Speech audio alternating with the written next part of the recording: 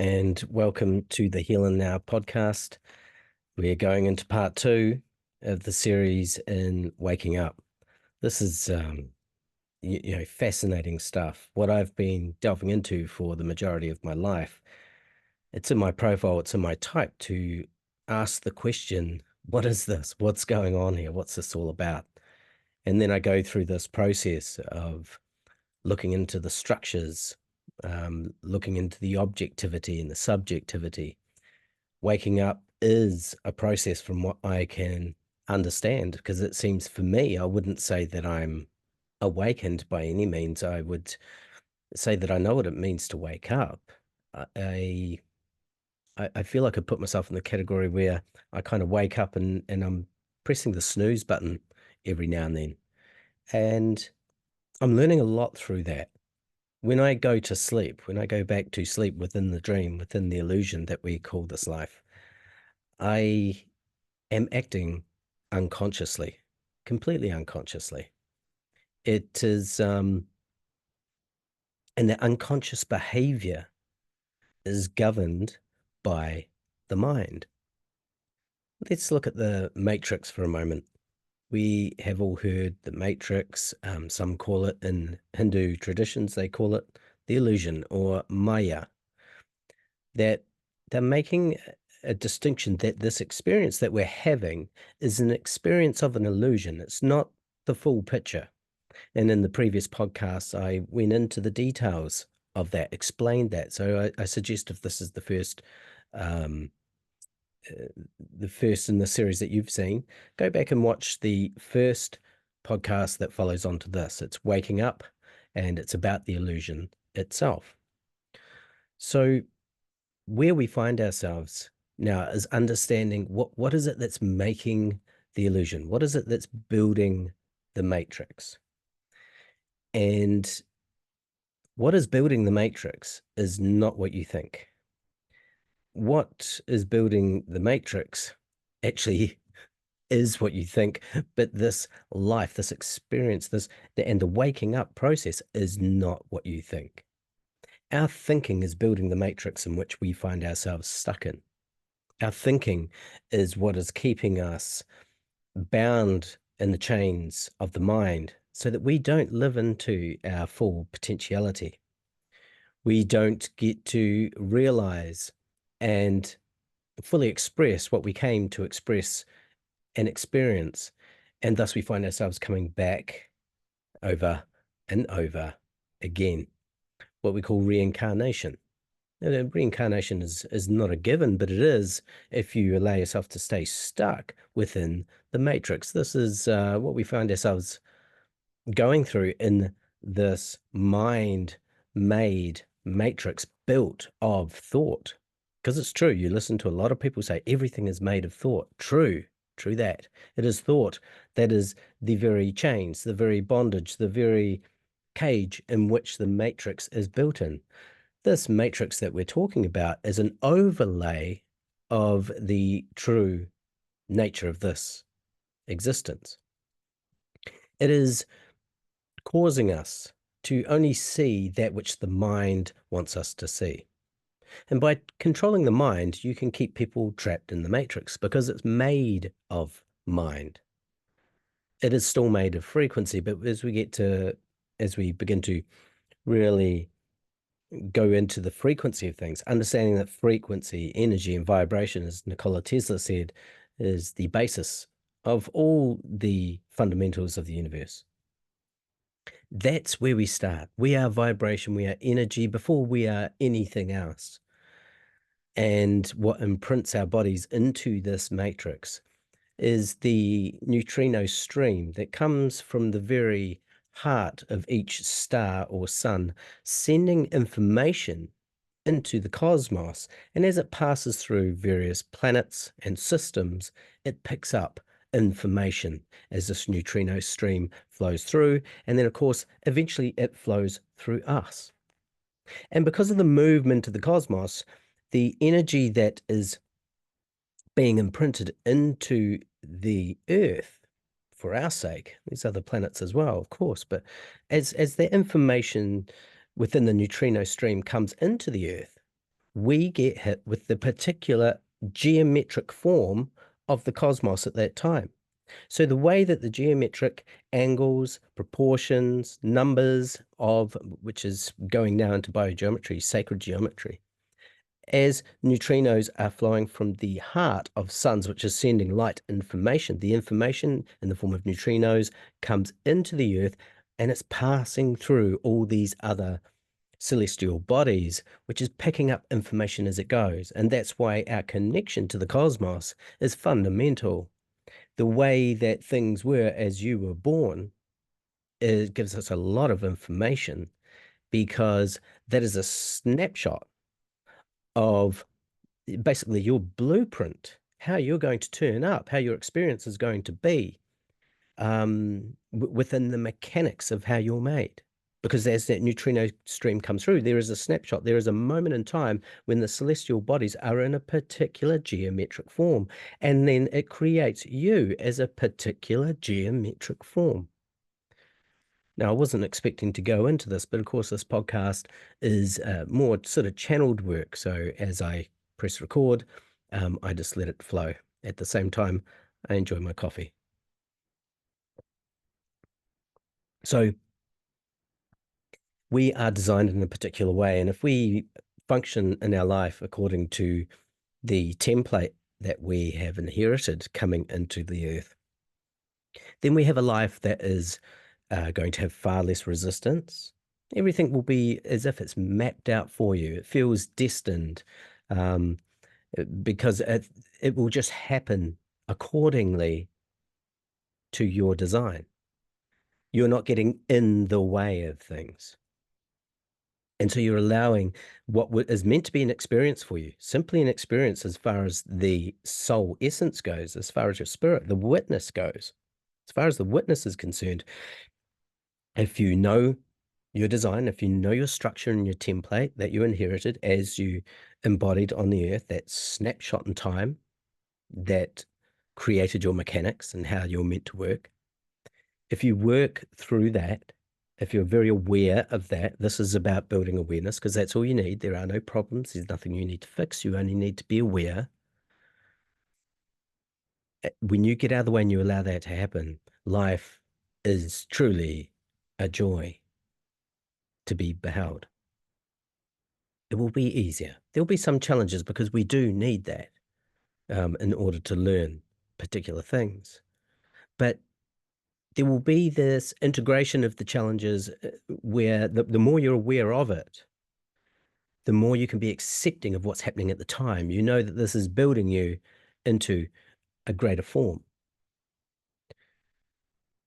It is the mind that causes us to function outside of our design. I want to say that again. It is the mind that causes us to function outside of our design. You see, when we're functioning in design, you're connected to the divine, right? When you function within your design, you're connected to the divine, what we call the creator. Now, it's not a man with a beard that's sitting on a cloud. It is an intelligent force that is beyond our comprehension. But we get a glimpse of that intelligent force within us and through our experience in this life. We come from it. So we do behold a part of it as we're in this experience. And when we're not in the experience, when we're not in the body, we are it. But to have this experience as if we're not it, this is how the matrix turns up, or how the creation turns up. Then what has happened because of particular beings that do not have the capacity to get out of the matrix because they have created far too much karma. Basically, they've been up to bad behavior, and so they are going to continue to recycle and recycle and recycle.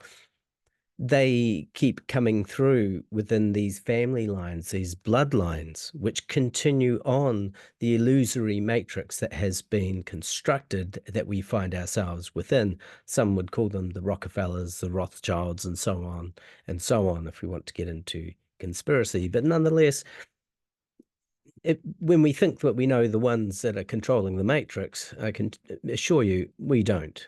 Just about everything is a smokescreen.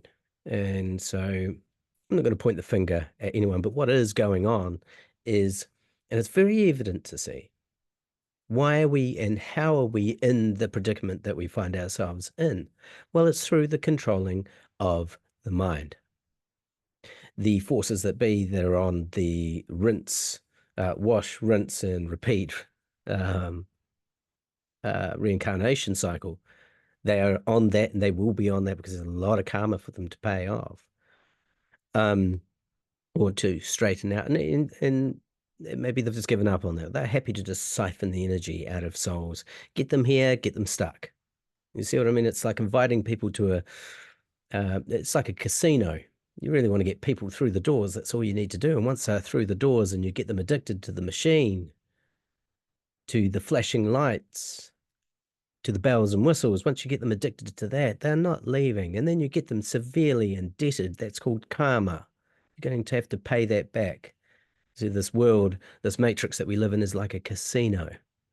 And the overlords of that casino, they are on recycle. They're not going anywhere. And they would like to keep you here, just like the movie in the Matrix, like a battery plugged in and stuck.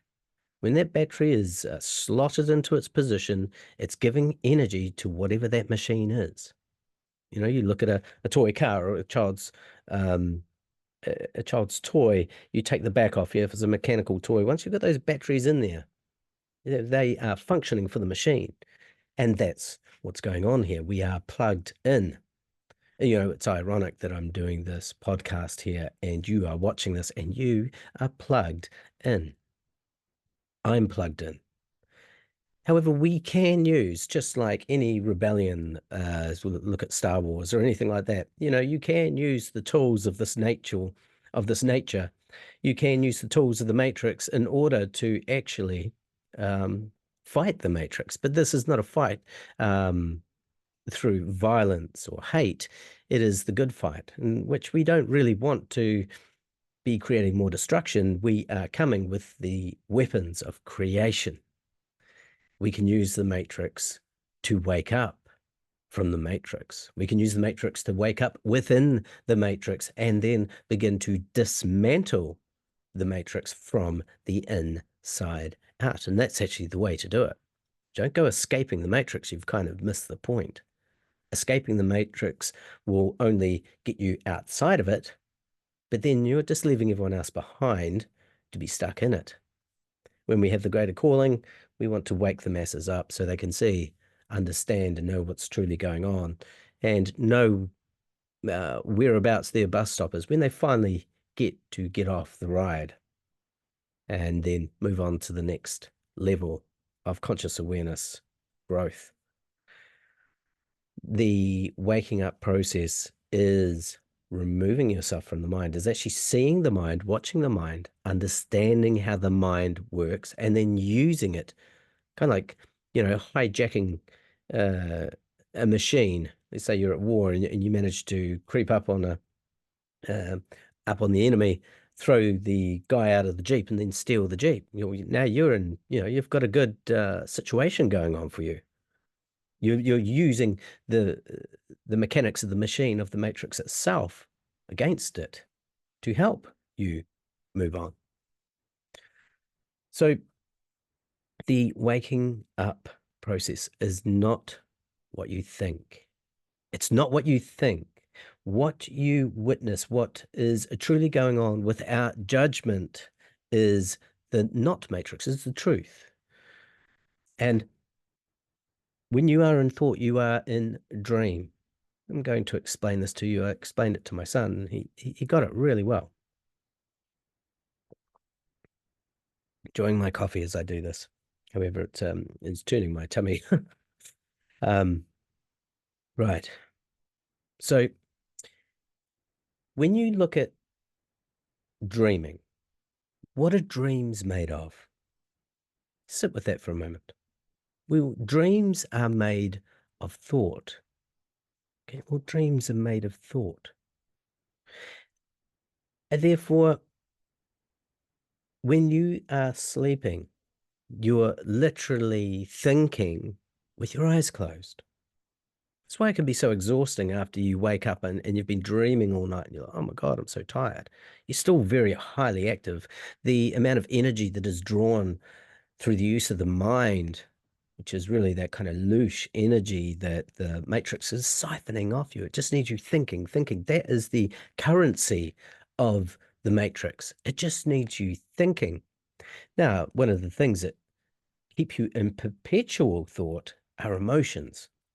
So those that are the overlords of the matrix of the machine, of course, they push us into emotion, whether it be through desire or awe or conflict or inspiration. I mean, like we get a mix of all, as long as they're tuning up the emotions within us.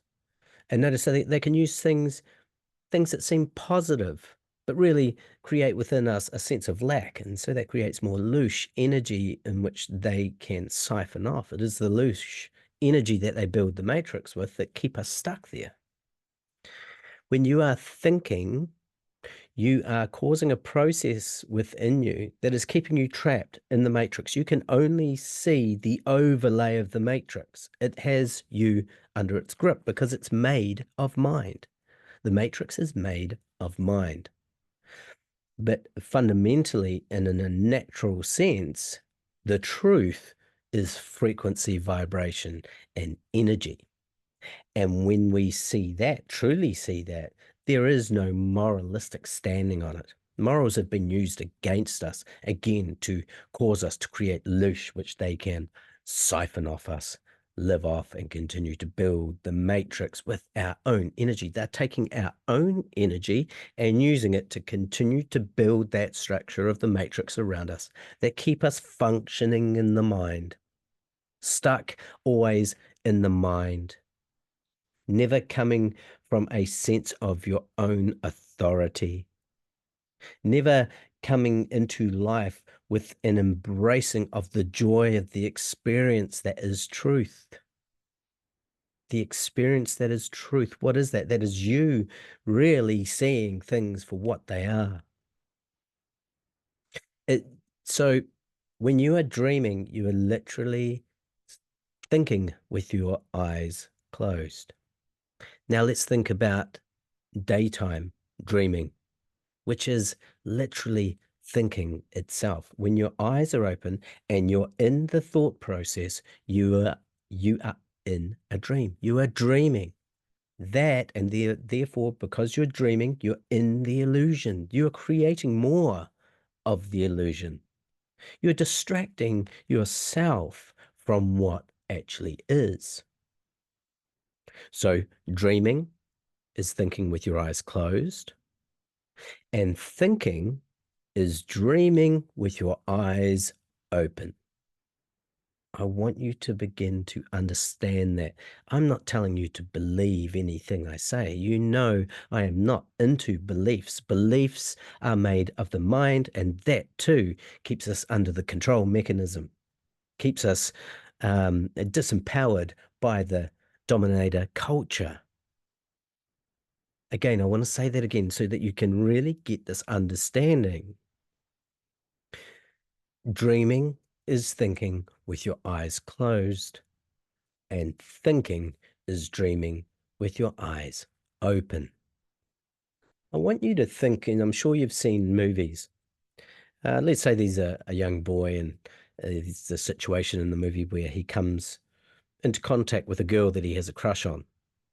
And he's looking at this girl, and she says, "Hi, Tommy," and she starts talking. She goes into a dialogue with him. However, what he does, and we see this in the movie, the narrator, often the narrator is the adult version of the boy, or it might be the actual age of the boy, something like, Diary of a Wimpy Kid, if you've ever seen that.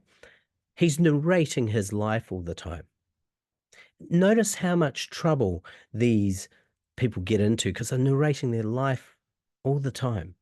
Now, when he is with this girl and she's talking away, next minute, his voice comes in and starts creating all these scenarios or thought processes like, oh, I hope she, you know, doesn't think that I'm an idiot or I'm foolish. And, I hope that she thinks I'm not, and he's going into this monologue. This he's going into a self-dialogue. He's talking to himself. All the while, you can see in the movie the girl that he's got a crush on is talking away. He's not there. He's not present. And therefore he is missing the actual moment itself because he's gone into thought, which means he's literally dreaming while he's awake and he's missing the reality. He's missing the true existence that's going on. He's missing the moment. If you're thinking while you're in the moment, you're not in the moment. It appears you would be. You think you're doing something helpful, but you're actually missing what's going on. Well, Siddhanta, so how do we make decisions? I mean, we need to think in order to be able to live. You don't. Thinking is the very mechanism that keeps you stuck in the matrix. As long as they can keep you out of present state awareness, you're asleep. Even in the circles of the conspiracy, we know just incredible things have gone on over the last few years. And it's by design from one thing to the next thing to the next. It is like a soap opera. It is pure entertainment, really, of the sickest kind that has been inflicted upon us. And we've all been pulled into the illusion of it. And then, we're taking sides, which creates more of the drama. In the Bhagavad Gita, we find this Arjuna, this story about this king who finds himself in a situation, right? And he's in conflict with himself. And this is the interesting thing about the Bhagavad Gita is that the reason he's in conflict with himself is he's looking out over this battlefield and he notices the people that he's about to go to war with are his very own family. And so, of course, he then goes into an inner conflict. And Krishna is basically his charioteer. He starts talking to Arjuna and waking him up. He starts waking him up in the moment. What you see going on here, Arjuna, you're going into the mind. He talks about the three gunas, Rajas, Sattvic, and Tamasic energy. And I won't go into that here. I'll go into that in another podcast. But three types of mind, one that's very lethargic, one that's very aware, and the other one that's, very sort of a little bit sinister maybe, but player-like. There's these three different minds. And Krishna is trying to help Arjuna see, look, Arjuna, when you're looking at there's your family, you're going to war. Arjuna doesn't want to fight his family, but he is a king and he also needs to fight for his kingdom. But the real essence of the story here is what Krishna is bringing his awareness to. You're stuck in your mind, Arjuna. And so right now, as you're stuck in your mind, you're not going to rise to the occasion as you came to rise to the occasion, as you have, as you meant to turn up in this life. You're not going to be that, Arjuna, as long as you are controlled by the nature of your mind, because the mind is the illusion. It goes over morals and scenarios and different ideas, and the idealistic outcome, all of that thing which takes you away from reality, takes you away from the truth. The only truth is it's right now. It's always right now. And as long as we are thinking, we are not in the truth. You see, as I do this podcast, I have no notes. I have no idea what I'm about to say because whatever I put down will be a thought. Okay, whatever I write down, I'll just be following my thoughts and I'll be feeding the matrix. What I'm doing is allowing whatever needs to be said to be said. I had no idea I'd be talking about the Bhagavad Gita today. That definitely didn't cross my mind. See how we bypass the mind. Understanding that waking up is not what you think. If you profess that you have woken up within the matrix, from the matrix, all of that, but you're heavily stuck in thought, I would like you to reconsider. I encourage you to look deeply, because if you're thinking, you're not present. There's no present state awareness. When you truly allow yourself to become the passenger, when you truly allow yourself to be the witness to what's going on without trying to control it, then you go into trust. And when you trust what is, trust me, I've practiced this myself. I would never offer anything I don't practice. When you get out of the mind and you simply come from your authority and strategy, and that's why I've been offering human design to people, because you're now coming from a blueprint that was laid down for you at birth and 3 months prior to that as well. The way that the cosmological structure is the way you know, your metacosmical structure is.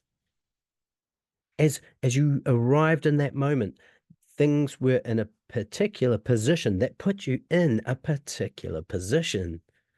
It's all perspective, and it's all fractal. When you look at fractals, you go deep into a fractal, and then you find yourself on the outside the edge of the fractal again, which is the inner part of the fractal. It's just, it folds in upon itself. The blueprint is expressing itself, and as it expresses itself, the information comes back as what it actually and truly is. Waking up is not what you think. Waking up is, for some, a process. Waking up, for some, is instant. You think about the Buddha. The Buddha means simply the one that woke up. And the story of the Buddha is about Gautama. And his father was an emperor. And there was a prophecy proclaimed to Gautama's father. They said, this boy is very special. Now, we're going to let you know there are two possibilities here, which lines up beautiful with the I Ching. The I Ching is a binary, which really shows us when we go into human design the potentials and the possibilities in a dualistic nature that are there. That's what we call morals, looking at one better than the other. But, when we understand the mechanics of it, we can use one to integrate to the other. The emperor was said, Gautama is either going to be the most enlightened being that has ever walked the planet, or he is going to be the greatest of all emperors. Well, of course, the emperor wanted his son to be an emperor, just like him. And so what the father did is he created 3 other kingdoms in which he could create an illusion around his son.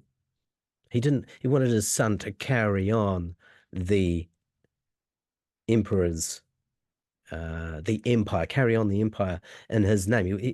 That was what he wanted for his son, to carry the empire on and make it greater. And so Gautama's father created 3 palaces so that he could move his son from one palace to another. And so that he never had to deal with the seasons. It was always summer. He just kept moving his son from palace to palace. So it was always summer. He filled these palaces with young people and kept replacing them so that Gautama would never see illness, sickness, or death. There was an illusion being created around this young boy. And so he didn't know the truth. He was given this deception, this illusion was created for Gautama. And so there was one day where Gautama told his charioteers to take him outside of the city gates. And as they took him outside the city gates, he looked and he beheld this man. He saw this old man or woman, I can't quite recall, but anyway, it's an old person. And he said to the driver, he said, what's going on with that person? And they said, oh, well, he's old. Okay, yeah, what is that? Said Gotama. Well, what is old? He'd never experienced it. And so now here comes this awakening process into his experience. And then he's riding along, and there's this man on the side of the road. Gotama's being shocked because he's looking around. He's seeing the polarity of what his experience has been the whole time. Now he's seeing the other side of it. He's beginning to wake up. This is a waking up process. The story of the Buddha is a waking up process. And he sees this man on the side of the road. He says, "What's happening to that man?" And the driver said, "Well, he's sick. He's dying." What is sickness? What do you mean he's sick? He had to, again, he's going through this waking up process where it's being explained to him what sickness is. And he didn't even know that it was something that existed. His whole world is beginning to open up. He's seeing the other side. He's seeing the duality. Then he's going along further, and there's this body in the ditch. And he says, What's happened here?" And the driver said, "Well, they're dead." And Gautama says, "Well, what do you mean they're dead? What is death?" He had no idea. And so to see this waking up process. He was waking up to, what the hell? I've had an illusion painted around my life. This was a shock for him. His whole experience, he was realizing, was not the full truth. The waking up process had begun. When he went through this, his wife was about to give birth to a child and did give birth to Gautama's first son. But Gautama's heart was so heavily stirred, he could not carry on in the illusion anymore. And he looked upon his wife quietly in a hidden way and his newborn son, and he left the palace, and he was gone for 12 years. And through that process, he sought out yoga and austerities and became, kind of took sannyas, which means to remove yourself from all the comforts of life. And he meditated and fasted and all of these things. He tried everything under the sun. And he became more illumined, but not enlightened. He knew he had not reached the truth yet. 12 years until that moment where he finally became frustrated with the whole search itself. And he said, I'm done with this searching. He sat underneath the Bodhi tree and he went into meditation, and he made a decision with himself that he wasn't going anywhere until he became enlightened. And he didn't know what enlightenment really was. He wasn't going anywhere until he knew the truth. And he became enlightened. Notice that it wasn't the world that enlightened him. Even in his searching, his seeking, he was always left frustrated and without answers until he sat underneath the Bodhi tree and he found the answer in himself. And it is purported that the Buddha said, when I became enlightened, all existence became enlightened. What that's actually saying is that enlightenment is the case. Everything is enlightened, apart from the mind. It is the mind that creates the illusion. The letting go completely of the mind and easing into the existence, relaxing into the existence that you are, into the totality that you are, and awakening takes place. It's interesting, the Buddha, after becoming enlightened, he went back home, and now his son was 12 years old. His wife, of course, very upset, happy to see him, but also very upset. She became his first disciple. He said, "Behold, can you see that I am enlightened?" She could. A woman are amazing at that. Their intuition is very, very dialed in. They can sense Often, if they're awake, inherently, um, innately, they are able to sense these things beautifully. And she saw he was enlightened. She did become a disciple, but she did have a question for Gautama. And that was, could you not have become enlightened in the palace here with your family? And he said, yes. But you see, he needed to leave the palace in order to understand and know that he didn't need to leave the palace in order to become enlightened. Everything, all of it is possibility. It's all possible. But there is a particular path that helps us to understand that yes, it's possible in any way, in many numbers of ways, but there is a particular path that helps you realize that it's all possible, any way it can be done. There is no one size fits all situation when it comes to awakening. Many people will need a guru. Many people will need a master to be around. It is on occasion that there will be the odd occasional, once in a blue moon, someone comes along and they don't need the master. They just wake up. It just happens. The master is there to simply speed up the process of awakening. That's what a guru means, dispeller of darkness. Just removing the minutiae so that you can see the light, but you're going to have to see it yourself. A guru cannot do the enlightenment for you, just as your personal trainer cannot do your press ups for you. It's just not possible. And so waking up from the illusion is not what you think. Thinking can send us on the path. It can send us in the direction of waking up. You see, thinking is a process of the ego. The ego is a product of the matrix. The ego works for the matrix. And the matrix is built upon dream, upon illusion. And so here's something that I want you to consider as well. Where do you think the real scaffolding of the illusion is built?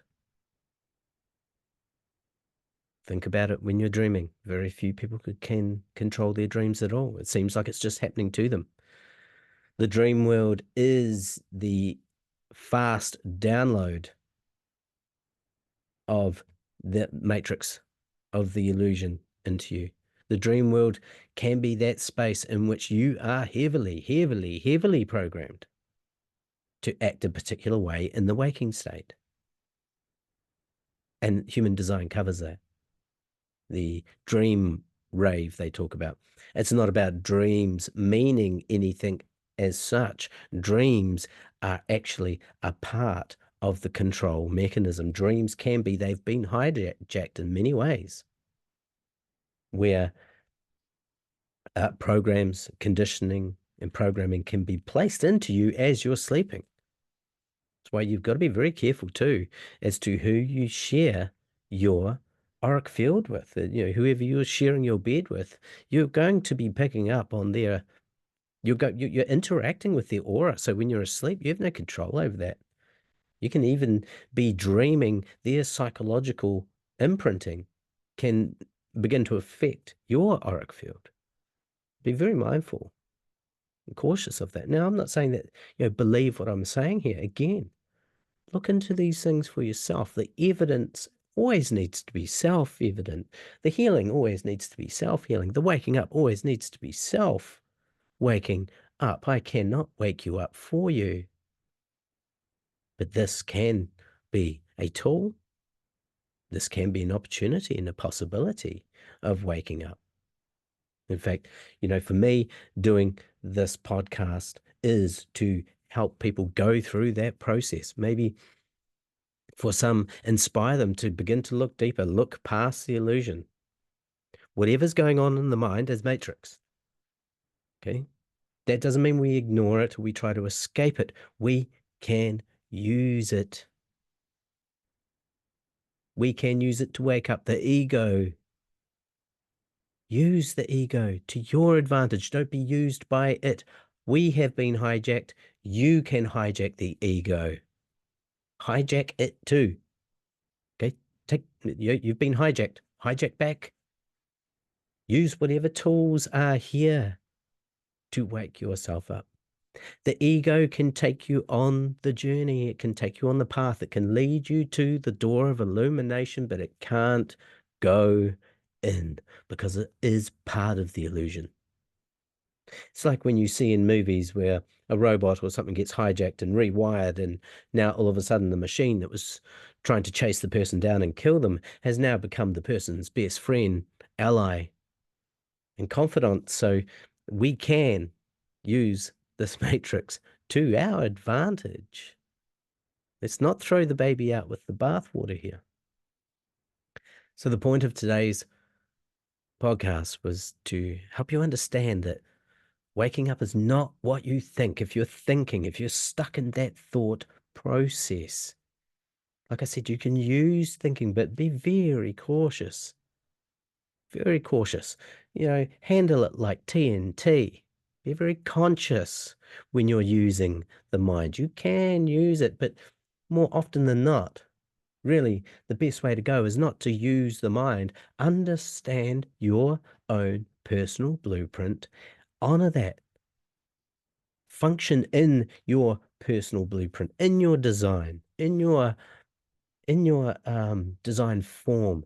Honor that. Go with your strategy and authority, and then what happens is it all begins to open up for you. And awakening is a process that happens on its own because you're getting out of the way. And in doing that, you don't need to think. And with the least amount of thinking, the greater chances of truly waking up and seeing the truth for what it is. There quite possibly might be a part 3 to this waking up podcast series. I hope this was helpful for you. I know this is deep stuff, but really it's quite simple, right? As I share this, I'm not trying to convince you of anything. Within you, for most people, when I share this sort of stuff, they go, wow, that's so true. You see, I'm just waking them back up to what they already know on a deep level. There's just been so much minutia. There's so much illusion cloaking them, covering their eyes, blinding them to the absolute, the truth, the totality, the real existence, the real reality. So I hope this podcast was helpful for you today. Remember, the waking up is understanding what's illusion. All thought is illusion. The mind is illusion. And waking up is not what you think. So, as I said before, quite possibly there could be a part 3 to this. I'll know when that moment comes. Until then, let there be light.